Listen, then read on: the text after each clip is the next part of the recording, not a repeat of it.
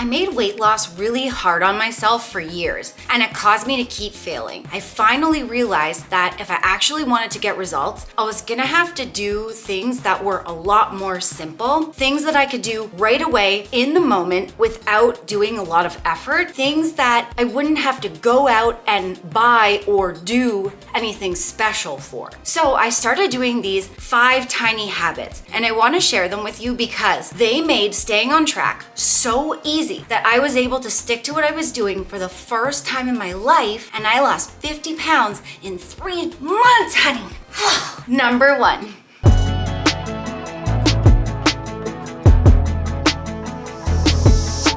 Sit down to eat and minimize distractions. Before I started my weight loss journey, I ate while I was doing multiple things. Usually I was standing or I was doing something while eating with several other distractions around. Driving and eating, standing and making meals or doing chores. I was never paying attention to what I was eating. And because of that, I would eat mindlessly and I'd end up eating way more than I realized I was eating. So I started making it a habit to sit at every meal that I ate, no matter if it was like a meal or a snack. And I tried to minimize as many distractions as I could. It helped me feel so much more relaxed when I was eating, not stressed, because before I was stressed out doing all these things at once. It also helped me enjoy the food that I was eating, and it allowed me to be aware of how much food I was actually taking in. And that's really important because it takes your brain about 20 minutes to get signals from your stomach saying that it's actually eaten and that it's full. So by doing all of the things at once, standing, doing this and chores, I wasn't giving my body a chance to do that. Like I said, I ended up eating in a calorie surplus all the time. So sitting down and actually paying attention to my food allowed me to give my body and brain a chance to realize it had eaten and that it was actually full. I still do eat and watch a movie, but when I do that, I make sure that I am paying attention to my food and what I'm eating, and I always eat out of a bowl or off a plate. That way, I'm not eating an entire bag mindlessly without realizing it. I didn't just lose 50 pounds in 3 months with these habits.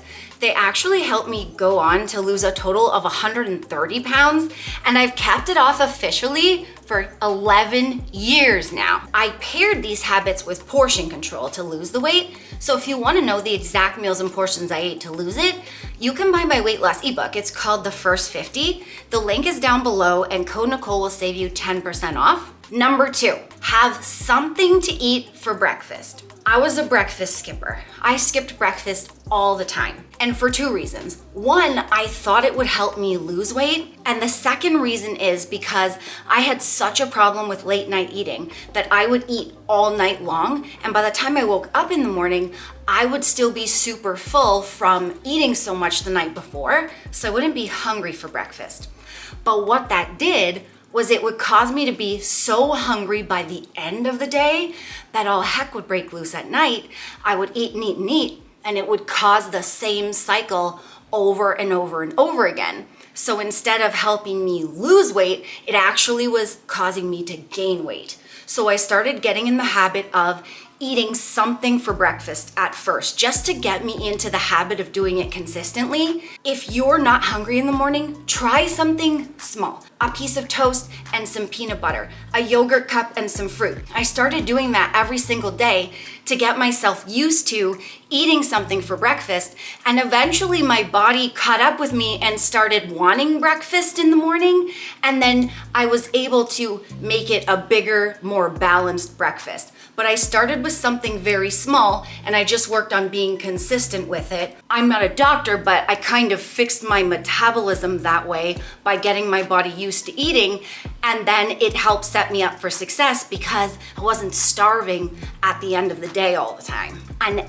extra thing that I eventually started to do alongside of these habits is I started including more protein in my diet because protein helps you feel fuller longer, and it's normal to be hungry when you're eating in a calorie deficit. And I love protein powder. That's one of my favorite proteins to add in because it's super versatile and you can add it into anything. And my favorite protein to use is this one because it's the best. This is HTLT Supps casein and whey protein powder. This is the cake pop. I used it in my protein ice cream tonight. It literally tastes like confetti cake with frosting, and it has sprinkles in the protein powder. And you can actually taste them when you eat it. Code Nicole will save you 15% off, and the link is down below. And there are a ton of other flavors. And when you put this in Greek yogurt, oh my gosh, it blends so well and it makes your Greek yogurt taste like a dessert. And you actually are shocked that you're eating yogurt. Number 3, start the day with a bottle of water. Before I started my weight loss journey, I barely drank any water, like literally maybe this much. And I was dehydrated all the time. So when I started to lose weight, I wanted to make a goal to start my day off with a bottle of water. That way I would at least start my day hydrated, and it started getting me into the routine of making sure that I took in enough water throughout the day, because I learned what happens when your body's dehydrated. It actually sends you signals that you're hungry when all you need is more water. So I wanted to eliminate that by making sure that I drank enough water throughout the day, and starting with a bottle really helps set me up for success. And I still do that now. Kyle and I, every single day, one of the first things we do when we wake up, we drink one of these. Number 4, make a grocery list. Before I started losing weight, I went grocery shopping willy-nilly. Kyle and I would just go to the grocery store and put stuff in our cart, and we had no clue how much we were buying and eating or what we were gonna be making for our meals. When you make a grocery list, even if you're not ready to change what you're eating or how much you're eating, just by making a list will make you aware of how much you're buying and what you're eating. And awareness is the key, because once you become aware of what you're buying, you then can start making small changes, and that's taking action. You can then work on making small changes and being consistent with it so that you'll start getting results and you'll actually be able to keep it off. So I'm gonna show you like the start of the grocery list that I'm working on for this week. But before I do, also what a grocery list does is it allows you to look at what you're buying and you can see the holes. Where are you missing nutrients? Are you missing out on whole food groups? Because Kyle and I we weren't getting a lot of protein or fruit, and so we made sure that we fixed that. We were also cutting out carbs, which just backfired and caused us to keep eating more. So we now make a very balanced diet on our grocery list so that we can eat a balanced diet and not lose out on nutrients. If you're missing nutrients, we found it causes a lot of cravings and then it backfires in the end. Also, we build treats into our grocery list, because if you're not including everything, you end up feeling deprived and restricted, and then it backfires again. So the grocery list I'm gonna show you, we're currently filming this before New Year's, so it's going to be Christmas, and this has party food on it. It's got cheat day stuff. It doesn't have a lot of balance yet, but it's just the beginning of it. This is what my grocery list looks like so far. I've got eggs and then party food, cheat day food. We call it fancy yogurt because we get flavored Greek yogurt for cheat days. And then I put the stuff that's non-food over here. I always make sure that I leave plenty of room for all the balance of nutrients, all the food groups, including treats.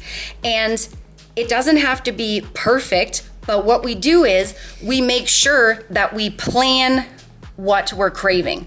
Like if you're having cravings and you go to the store without a list, you're gonna end up putting a bunch of stuff, random things you might not even want. For us, we make sure if it's going on the list, we actually want it, and we need to get only what's on the list. So if we're craving cookies, I'll actually put cookies on the list. That way it helps too, because me and Nicole used to have emotional eating issues. It also helps it not be a secret. There's no secret we're getting chips and dip. And it's right on the grocery list, where before we would feel guilt around eating so-called bad foods and try to hide them. Well, now there's no secret. It's built right into our plan. Literally right there. We're getting French fries. We might want mini pizzas from Costco. We're getting the bars, those sweet dessert bars from Costco for the party. Cereal every cheat day, plus I eat cereal on my protein ice cream. It's all there. Yes, and it's also really good for budget, because when we shopped willy-nilly before, we're on a budget and we would go way over budget. Now, because we make a list and stick to it, we not only stay on track on our diet, we stay on track with our budget too. Number 5, use measuring spoons and cups to portion out your food instead of eyeballing. When Kyle and I were trying to lose weight in the past when we were struggling, we would just eyeball our food.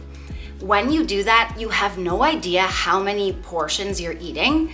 And even if you don't want to change anything that you're eating, which we didn't in the beginning, you can just start portioning out how much you would normally eat. So say you have toast and peanut butter in the morning. Take your toast and you normally just scoop a bunch of peanut butter. Use a measuring spoon, like take a tablespoon and scoop the same amount of peanut butter you normally would on your toast and spread it. This will allow you to see how many tablespoons you're actually using, and then the awareness again becomes the key. Then you go, oh wow, I'm actually using 4 tablespoons for one slice of toast. Maybe tomorrow I'll do 3 tablespoons. It cuts out on the bratting out afterwards too, because I remember I would be like, just eyeballing my peanut butter, for example, going, I thought I was cutting back on food. I did, I really tried, but I had no idea what I was eating. So here, there's no excuses. I put the normal amount, I know it's this amount one day, and I can, like Nicole said, cut back the next day. Yeah, and then even if you put a bunch of food on your plate and you have 2 plates, then the next day, maybe you'll do 1.5 plates, and then maybe you'll do 1 plate. When you're using measuring cups and spoons, it allows you to see actually how many portions you're eating. And then if you start looking on the backs of packages, I'll just show you, for example, on here, just because it's readily available. If you look on the nutrition facts on the back of food, it will show you what a serving is. And in this case, a serving is a scoop. But you'll be able to see that, and then you'll be able to portion stuff out using those servings as a guide for your portions. We also eventually bought a food scale, which really helps when things are in the form of grams and pounds and ounces and stuff like that. And but it really helped us with pasta and rice, everything, to just see what a portion was. It really did. And the surprising thing is, when we first started, we were scared. We thought, okay, we're gonna be portioning stuff out and everything is gonna be really small. But when you actually measure it out, you'll realize that the portions, they're actually pretty decent. A serving of cereal or rice or pasta is actually pretty decent and pretty filling when you're eating just a portion. So, thanks for watching. Hope you enjoyed this. Peace, cutie. Whoa. Remember, the friends, that weight loss isn't just about the number on the scale. It's also about here and here. Heart and mindset. Fight through it. You can do it. Don't give up.